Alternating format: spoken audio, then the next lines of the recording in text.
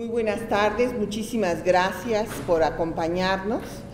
El día de hoy tenemos el gusto de presentar la Biblioteca Constitucional que ha publicado el Instituto Nacional de Estudios Históricos de las Revoluciones de México con el Instituto de Investigaciones Jurídicas de nuestra máxima casa de estudios. Tengo el gran gusto de que nos acompañe en esta sesión el doctor José Gamas Torruco, investigador del propio instituto y director del Museo de las Constituciones, museo universitario también. Así como el doctor Salvador Valencia, que es un constitucionalista, también investigador de jurídicas y que dirige ahora el Centro de Estudios Municipales de nuestra universidad. Quiero decirles que esta colección, esta biblioteca constitucional, se ha creado con miras a la celebración del centenario de la Constitución que nos rige.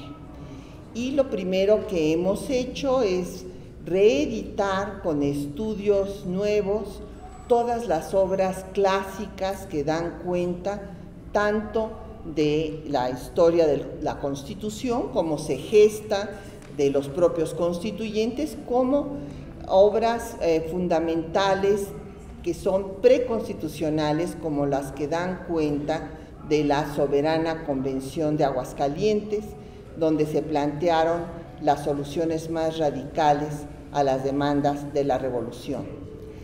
La primera obra que publicó esta colección de la Biblioteca Constitucional está hecha por, sin duda, pues el decano de los constitucionalistas mexicanos y un autor a quienes todos admiramos y respetamos, que es el doctor Héctor Fix Zamudio.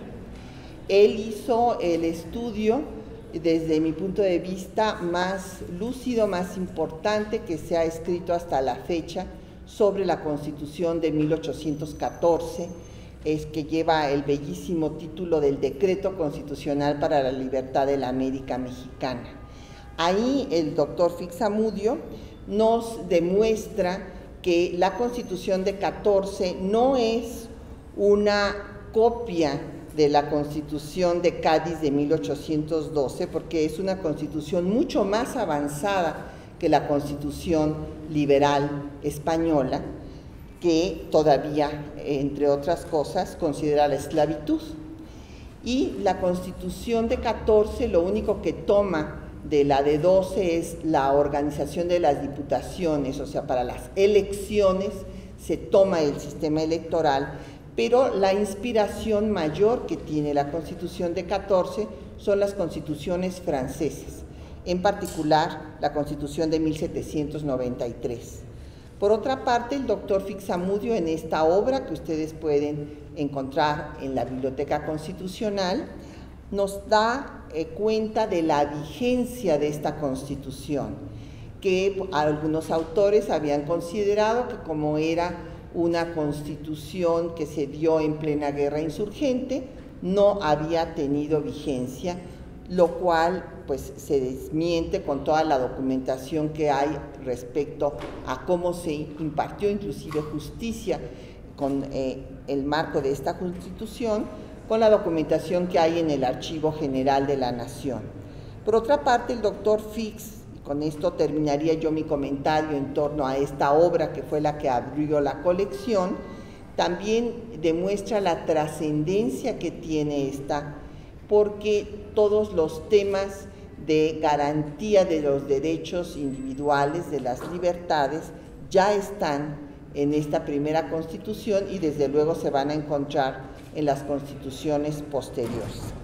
Entonces, en primer lugar, le vamos a dar el uso de la palabra al doctor Salvador Valencia, que nos va a dar cuenta de todas estas obras clásicas que hemos reeditado, la de Félix Pallavicini, autor constitucionalista y además pues un gran analista de los principales debates que dan origen a la Constitución que nos rige, La crónica que hace del constituyente Juan de Dios Bojorquez, otro de los constituyentes, así como Jesús Romero Flores, que fuera el constituyente que sobrevivió más tiempo a estos hechos y que fue parte del Instituto Nacional de Estudios Históricos de las Revoluciones de México, pues toda la última parte de su vida. Igualmente veremos la obra de Javier Ferrer Mendiolea, que es escrita con 40 años después de los hechos y por lo tanto puede dar cuenta de lo que pasó en este periodo. Sin más, le pido al doctor Salvador Valencia Carmona que nos haga favor de hacernos sus comentarios. Gracias, doctora Patricia Galeana. En primer lugar, yo destacaría la labor del Instituto de Estudios de la Revolución Mexicana que dirige ahora nuestra amiga doctora Patricia Galeana Herrera, que es, pues sin lugar a dudas, no solo una historiadora diligente y acuciosa, sino me pasa con ella como con algunas personas o amigos que he conocido en la vida. No lo conocieron ustedes, pero lo traté yo muy de cerca a un periodista peruano, de nombre Pedro Planas, y que efectivamente merecía el apellido de Planas porque escribía muchísimas planas, entre ellas un estudio formidable de los parlamentos del mundo, que a mi clase de Derecho Parlamentario me sirvieron de manera excelente. Y luego traté en algún tiempo a un economista que escribió un derecho electoral y que era economista pero hablaba como abogado y que ahora es gobernador de Tabasco, la tierra precisamente de donde es oriundo nuestro amigo José Gamastor. Entonces así sucede con Patricia, que es historiadora, pero también habla como abogado y como jurista. Entonces yo diría que esta colección es una colección que encierra un sentido histórico, obviamente, pero si la historia, como bien dijo Cicerón, no solo sirve para contemplar el pasado, sino sirve para proyectar la acción hacia el presente y hacia el futuro, yo diría que esta colección deja de ser histórica para servir de impulso y de reflexión para lo que está pasando hoy. Y en segundo lugar diría que pues esta, pese a la breve estancia todavía de Patricia en el instituto, esta puede llamarse pues una hazaña editorial. Se recogen una serie de documentos, de libros, algunos, como ella dice en su exposición, ya no estaban en el catálogo, y recoge otros estudios nuevos, como el del maestro Fix, para mí el primer constitucionalista de México y de muchas partes del mundo. Y esta es una tarea, vamos a decir, que implica un gran esfuerzo. Por eso, mi reconocimiento al instituto y a ella en lo particular. Se han publicado ya 12 volúmenes, amén de que se recogió un asunto descuidado en nuestro país, que es el asunto del público infantil. Entiendo que se han hecho varias reediciones ya de estas aportaciones, y ya están ahí 18 volúmenes que fueron una colección muy respetable.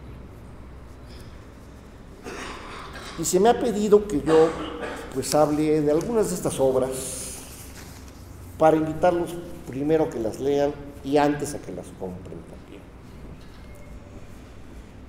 Como ustedes saben, el Constituyente de Querétaro recibe un documento que es un proyecto de constitución presentado por Venustiano Carranza, que se llamaba no presidente, sino el primer jefe del ejército. Este documento pues se discute de manera amplia, muchos de sus artículos son aprobados, pero muchos no, muchos son objetos de debate, de polémica, y esa es la virtud que tiene esta colección, de que recoge pues documentos, muchos de ellos ya no en catálogo. A mí en lo particular me han servido para desechar los viejos libros que casi ya se me deshacían en las manos, y ahora gracias a la nueva colección puedo ya donarlos a la universidad, que los conservará mejor que yo. Y en ese sentido, en aquel debate del constituyente, pues se forman, como en todos los debates, pues distintas corrientes. Si alguno de ustedes ha leído, seguramente, y si no lo ha leído, léanlo, el Fouché de Stefan Zweig, que es una obra extraordinaria y que explica muy bien cómo se hacen las corrientes entre los jacobinos y los girondinos, o sea, moderados y radicales, y había algunos que estaban en medio, o sea, eran los del pantano. Lo mismo sucede aquí, se forma un grupo de radicales y se forma un grupo de, vamos a decir, moderados. Algunos obviamente se inclinan para un lado y para otro, como en toda asamblea. Y precisamente en el grupo de los moderados estaba uno de los hombres de confianza del presidente Carranza, Félix Fulgencio Pallavicini, cuya obra se ha recogido por el instituto, se ha reeditado, y se llama Historia de la Constitución de 1917. Pallavicini había acompañado a Madero en la primera campaña que hizo para presidente. Después fue legislador, luchó contra Victoriano Huerta, fue encarcelado cuando Victoriano Huerta disolvió el Congreso junto con otros diputados. Era originario, curiosamente, también de Tabasco, de Teapa, Tabasco, y de allí emigró a la Ciudad de México. Un dato que es muy interesante es que él funda precisamente el periódico más antiguo del país, en 1916, El Universal, que todavía leemos muchos de nosotros todos los días. Entonces, la figura de Pallavicini es muy importante porque hace un relato muy fiel de los debates del constituyente del 17. Y finalmente, diríamos que no se detiene en ser un constituyente, sino después de que es constituyente, interviene de manera muy importante en la vida política, diplomática y, vamos a decir, pública del país. Es una figura pues muy importante, Félix Fulgencio Pallavicini, y qué bueno que se haya recogido su obra en esta colección. Otra obra que yo recomendaría como indispensable lectura es la Crónica del Constituyente de Juan de Dios Bojorquez, de origen sonorense. Ustedes saben que los sonorenses formaron un grupo tan fuerte que les permitió, pues primero, pues hacer que Carranza dejara el poder, que pasara lo que todos ustedes saben, allá en Tlaxcala al Tongo, y finalmente los sonorenses llegan y arriban al poder y lo tienen por muchos años. Acuérdense de la dupla Obregón-Calles. Juan de Dios Bojorquez llega muy joven ahí del diputado, tiene 24, 25 años, él mismo se queja en sus obras de que llegó muy tierno, pero dice, ahí aprendí yo a ser diputado. Y si al principio no sabía, dice, ya al final tenía intervenciones y participaba de manera muy importante. En alguna ocasión se fue de parranda con Obregón y otros constituyentes allá en Querétaro y se atrevió a faltarle el respeto al propio Carranza, porque le dijo, mira nada más semejantes barbas, cuestión que no le había agradado obviamente al primer día. Pero fíjese la prudencia, la calidad de este autor, que pese a no ser carrancista, se expresa así de Carranza. Dice, el gran mérito de Carranza fue dejar que el constituyente deliberara con absoluta libertad. O sea que Carranza tuvo la altura de miras para decir no intervengo en la asamblea. Pese a que el grupo que había hecho la Constitución no quería modificaciones, eso nos pasa a cualquiera que hace una ley,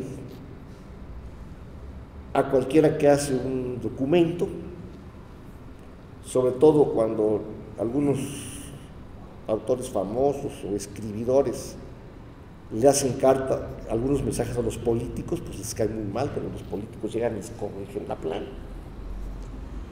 Entonces dice, no querían modificaciones, pero Carranza permitió que siguiéramos hasta el final. Y al terminar las labores no puso el menor reparo en promulgar, firmar y poner en vigor la Constitución. Para mí, dice, esa es la grandeza mayor de Carranza. O sea que es un hombre consciente de su tiempo, consciente de la historia, y que recoge en esta crónica del constituyente una visión diversa a la de Pallavicini. Pallavicini es más formal, y él como joven que era, capta y muchas de sus páginas están llenas de ironía y finas observaciones. Entonces es interesante conocer esta obra de Juan de Dios Bojones. Finalmente la maestra Galeana se refirió, la doctora, a un personaje que a mí me tocó muchas veces ver en los actos públicos. Incluso yo fui diputado federal 2 veces, creo que la primera vez que fui diputado todavía lo vi en vida, porque era ya el símbolo de los constituyentes, era el último que quedaba con vida, que es Jesús Romero Flores. Entonces, aquí se recoge la obra de Jesús Romero Flores, que precede de un breve prólogo muy interesante, pero además de este prólogo, hace un recuento puntual, exacto, de la biografía de cada uno de los constituyentes. Los agrupó por estado y fue describiendo lo que cada uno de ellos había hecho en su vida y cuál era su trayectoria. O sea que es una obra didáctica, útil, pero además narrada por una de las personas que fueron actores en aquella asamblea de Querétaro. Y tiene una frase que a mí me gusta mucho, que quiero leérseles a ustedes, en su prólogo, para que vean cómo toda reflexión en el pasado sirve para hoy. Dice él, la Constitución de 1917 es como un sol. Todos viven protegidos por su calor, bajo los beneficios de su luz y la dinámica vital que ella crea. No importa que muchos ignoren cuántos son sus artículos y no sepan de qué trata cada uno de ellos, porque instintivamente sienten que la existencia armónica de la patria depende de la Constitución. Y quiero referirme aquí a la Constitución de 17, que ha sido objeto de cuestionamientos muy serios, como ustedes saben, La más de las veces se dice, bueno, pues es una constitución parchada, es una constitución que ya no tiene los elementos esenciales del 17, que debemos sustituirla por otra. Y hasta algunos colegas investigadores dicen, oye, Salvador, ¿por qué no hacer otra constitución? A lo mejor hasta nosotros seríamos los constituyentes. Pero yo creo que uno debe visualizar la historia y tener sentido de ella. La Constitución de 17 y una Constitución no es para siempre. Una Constitución es un instrumento normativo y de consenso. En la medida que sirva para esos fines políticos y jurídicos, justifica su existencia. Cierto que está reformada en exceso. ¿Por qué? Porque aquí no teníamos la escuela de la interpretación constitucional. Nuestra Suprema Corte fue siempre, o casi siempre, un tribunal de legalidad en su mayor parte. Hasta ahora empieza a actuar como tribunal constitucional y no completamente.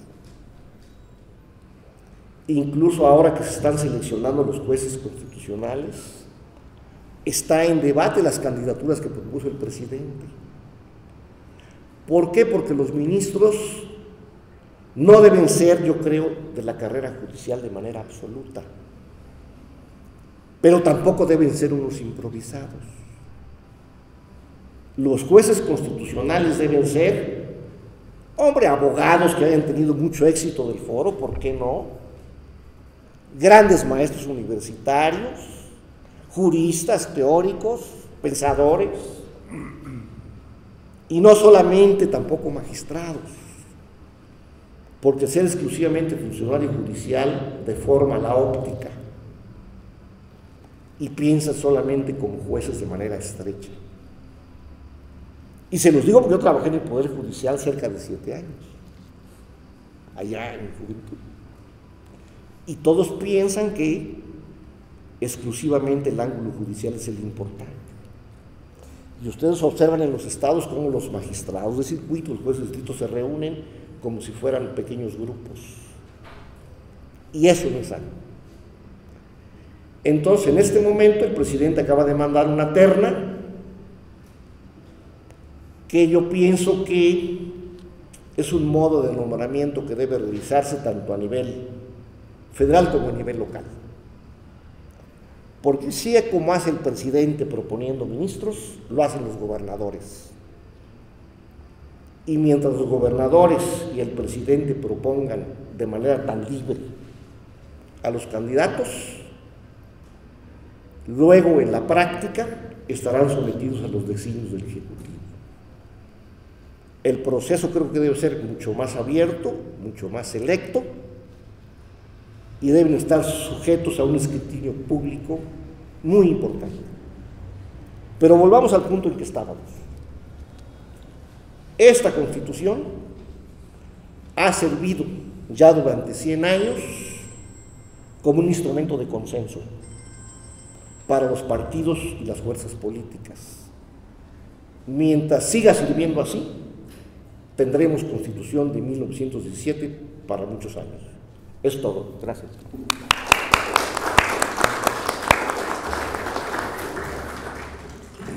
Muchas gracias al doctor Salvador Valencia.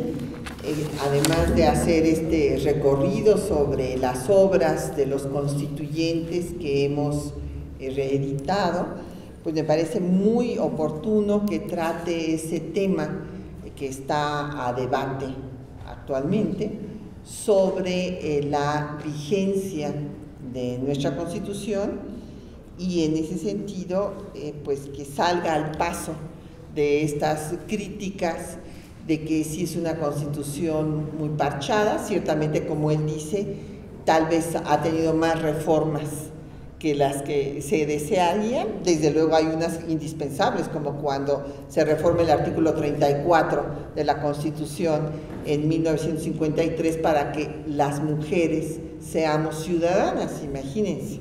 Es una reforma indispensable. Pero ciertamente hay otras que a lo mejor no lo eran, pero una cosa que creo que tenemos que tener muy clara en todas estas reflexiones es que si aspiramos a vivir en un Estado de Derecho, tenemos que cumplir con la Constitución, con las normas que nos hemos dado. Si no estamos de acuerdo con esas normas, usar la vía legal para transformar o cambiar esas normas. Pero mientras esas normas están en vigor hay que respetarlas, porque si no dejamos de vivir un Estado de Derecho y caemos en el caos y evidentemente no podemos vivir una democracia. Vamos a escuchar ahora al doctor José Gamas Torruco.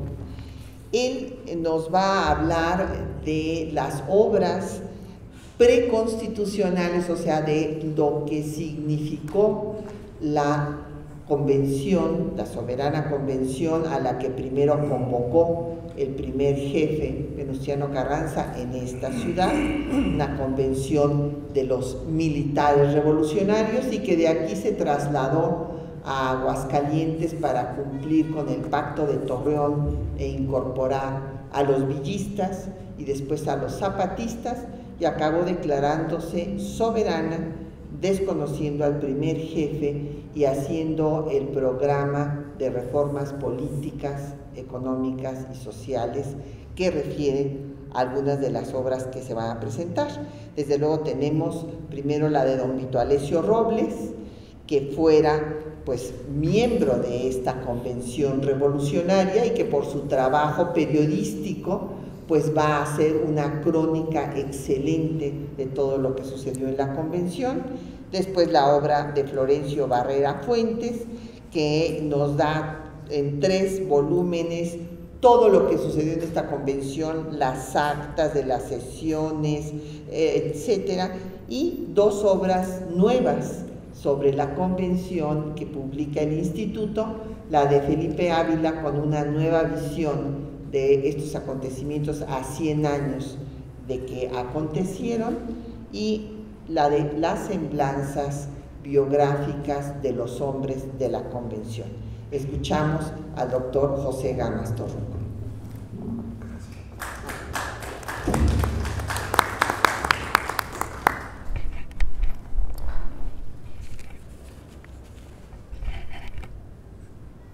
Muy buenas tardes. Agradezco mucho a la doctora Galeana que me haya invitado a participar en esta presentación. Desde luego, como ven ustedes y como se ha aquí expresado, se están tratando básicamente hasta el momento, porque hay que ver que todo esto es un programa de la historia constitucional de México. No se va a detener esta labor editorial en estos prácticamente 3 aspectos que se contemplan en los libros hasta ahora editados, que son la Constitución de 17, lo que se empieza a hablar sobre el Congreso Constituyente de 16-17, y anteriormente la Constitución de Apatzingán y la Constitución, o más bien la reunión de la Convención Nacional Revolucionaria. Entonces, en orden cronológico tendríamos publicadas obras sobre la Constitución de Apatzingán, primera Constitución de México; en segundo término, el episodio de la Convención de Aguascalientes, y finalmente la Constitución de 17. Me toca obviamente hablar sobre lo que no se ha hablado, que ya lo ha mencionado la doctora Galeana, son estas obras sobre la Convención Nacional Revolucionaria. ¿Qué importancia tiene esta Convención Nacional Revolucionaria? Yo diría que la Convención Nacional Revolucionaria expresa precisamente las inquietudes sociales que después habrán de reglamentarse en la Constitución de 1917. No porque antes no existiera, y de hecho hay leyes anteriores en los estados. A medida que la revolución constitucionalista, encabezada por Venustiano Carranza, iba logrando triunfos militares, el primer jefe, Venustiano Carranza, nombraba gobernadores provisionales hasta en tanto no se lograra el restablecimiento, como él claramente lo decía, de la Constitución de 1857, que es otra discusión, porque se presentó la Constitución de 17 como reformas a la Constitución de 57, pero en fin, ese es otro tema. Pero ya en los estados se fueron promulgando una serie de leyes de contenido social, leyes agrarias, leyes obreras, leyes, inclusive algunas de ellas que reglamentaban el subsuelo, como ocurrió en Veracruz, y algunas leyes que van a semblantear al municipio. Hay leyes que expide Venustiano Carranza como primer jefe, pero hay leyes que van expidiendo los estados. Las más famosas son las leyes de Yucatán, las leyes de Salvador Alvarado, las llamadas 5 hermanas, que son 5 leyes que en el estado de Yucatán tratan la problemática social antes de que entrara en vigor la Constitución de 17. Y podemos dar muchos ejemplos. La ley de Aguirre Berlanga en Veracruz, que es una ley donde ya se especifican no solamente las inquietudes obreras, sino ya hay toda una redacción de derechos individuales del trabajo y de derechos colectivos. Esto muestra que se empieza a gestar ya un movimiento que no coincide plenamente con el liberalismo que acarreaba la Constitución de 1857. Y de hecho, como se ve en las obras que se acaban de citar, a las que se acaba de recibir Salvador, en mucho la historia del Congreso Constituyente es precisamente cómo se van generando nuevos aspectos constitucionales que no estaban considerados dentro del proyecto inicial, que es un proyecto muy cercano a la Constitución anterior, a la Constitución liberal de 1857. Surge una pugna entre Carranza y Villa.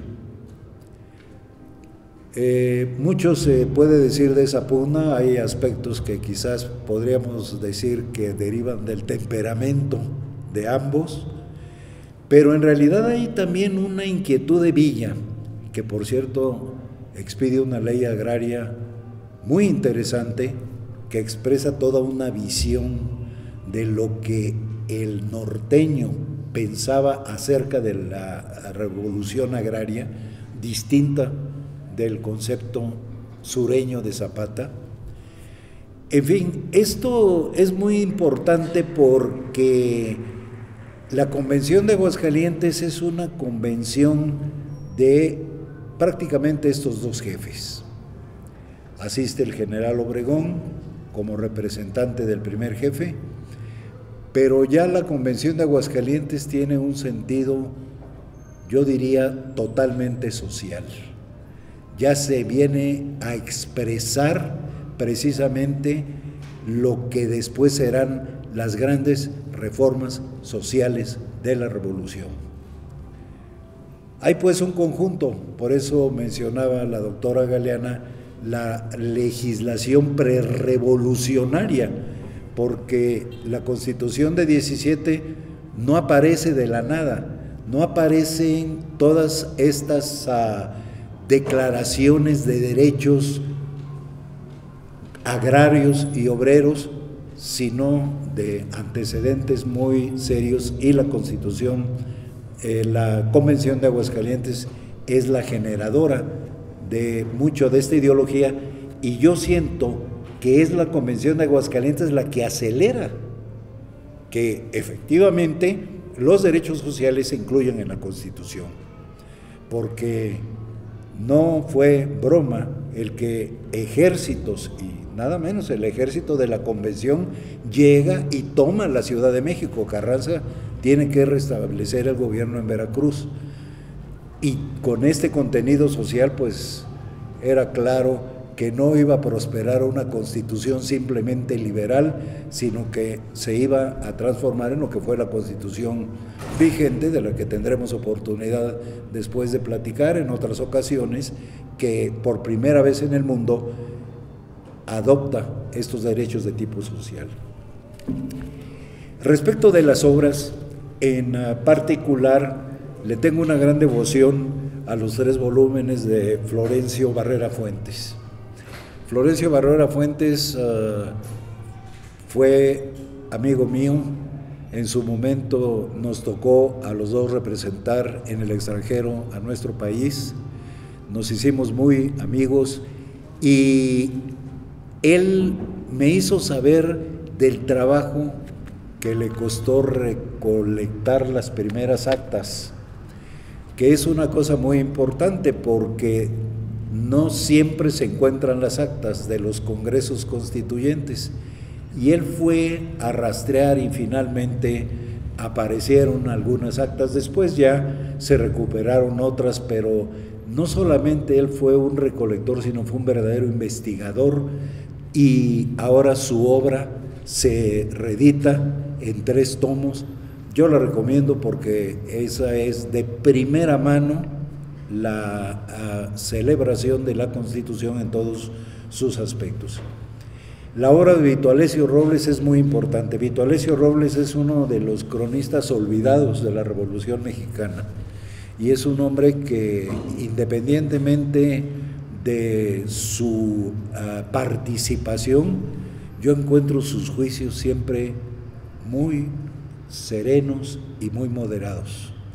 No es un hombre apasionado, sino es un hombre que, teniendo una cultura política, puede sopesar las situaciones y presentarlas en su situación real, y no inclinarse apasionadamente por alguna posición en particular. Desde luego está la historia de Pallavicini, ya se expresó por Salvador algo sobre ella, y la crónica y después las 2 obras que ahora el instituto está promoviendo para que nuevos autores pues nos investiguen y nos proporcionen un material mayor y una explicación mayor de nuestros textos constitucionales. Yo quisiera terminar porque quiero continuar algo a lo que se refirió Salvador y a lo que se refirió también Patricia. Yo siempre he sido un defensor del proceso de reformas constitucionales, y lo seguiré siendo, y tengo mis razones. Y es cierto, yo coincido con Patricia, que hay unas reformas horribles, pero hagamos estas consideraciones. En primer lugar, ya no estamos en 1917. En 1917 el país era agrícola, el problema era el latifundio. En 1917 terminaba una dictadura. En 1917 la reelección del presidente de la República era normal. En 1917 el pueblo era analfabeta. Es decir, un mundo totalmente distinto a la evolución que venturosamente ha tenido nuestro país. Poco se piensa, y claro, se ve lo que ocurrió, el autoritarismo, pero nunca llegó a un totalitarismo, y el régimen fue adquiriendo paulatinamente legitimidad. Y esto es absolutamente cierto. Se habla mucho de que vivimos alguna dictadura y recordemos que nosotros recibimos a los refugiados españoles huyendo del fascismo. Nosotros recibimos, y eso me tocó en la Facultad de Derecho cuando yo era estudiante, una gran cantidad de estudiantes centroamericanos y latinoamericanos que venían a México en busca de libertad y de poder seguir estudiando. Y finalmente, recordemos que hace poco tiempo el país se vio con una gran cantidad de chilenos cuando se les abrió las puertas porque estaban amenazados, y no era broma, de tormento y de muerte con el régimen del general Pinochet. Por otra parte, pues veamos y reflexionemos el día de hoy. El día de hoy, con todos sus defectos, todos los defectos que ustedes quieran, vivimos una democracia. ¿Y de dónde viene esa democracia? De reformas constitucionales. De reformas constitucionales que se han ido ajustando en el tiempo. Y ayer tuve la oportunidad de asistir en el Senado de la República a una sesión donde se presentó una obra sobre derechos humanos que demuestra pues lo que todos sabemos, que México en ese aspecto de derechos humanos va a la vanguardia, y no solamente en función de los derechos, sino de su protección. Por eso, pues, ya que se tocó el tema, quería yo manifestarles mi opinión, que coincide, creo, plenamente con la de ellos. Muchísimas gracias, y los libros están a su disposición, valen la pena. Gracias.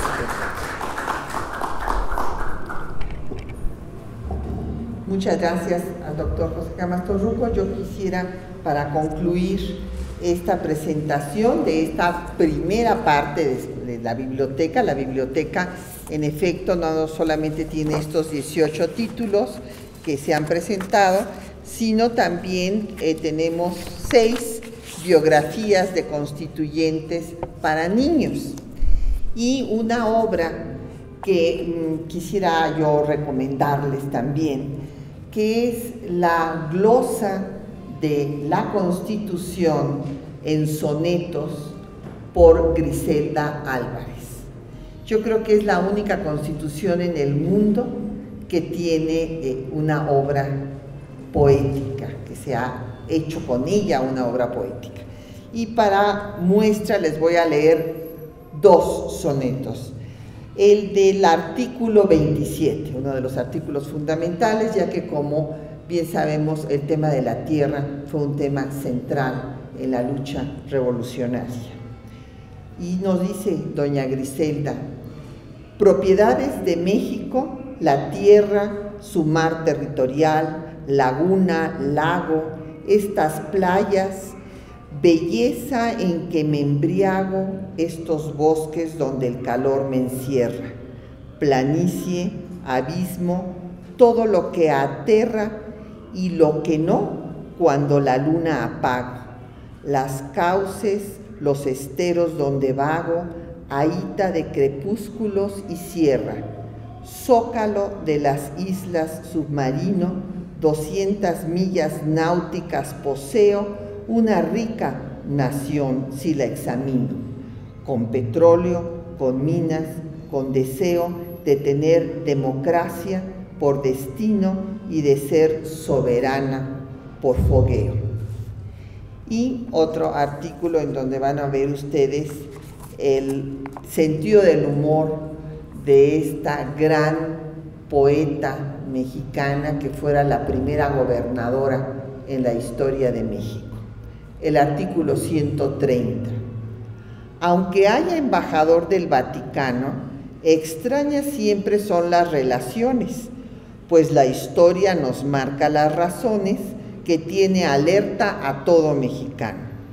Hay derecho a votar cual ciudadano, pero no a ser votado. En ocasiones, metralletas, sonatas sotanas y cañones han sido rara mezcla en un cristiano. No tendrán cargos públicos ni un clavo. De la política no habrá ni glosa. No podrán heredar, al fin y al cabo, el voto de pobreza los acosa. Pero hay compensación sin menoscabo. Representar a Dios no es poca cosa. Entonces, les invito a acercarse al texto constitucional a través de los sonetos de Griselda Álvarez y a que puedan abrevar en el origen de la Constitución que nos rige, que en su tiempo fue la primera del mundo, la primera que acuñó los derechos sociales, antes que lo hiciera la de Weimar en Alemania en 1919.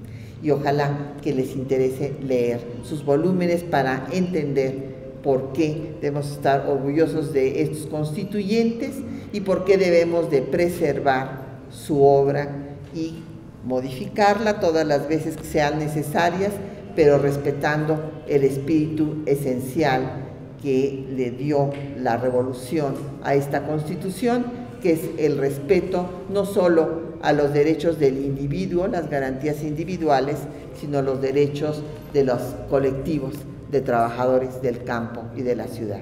Muchísimas gracias por habernos acompañado. Buenas tardes.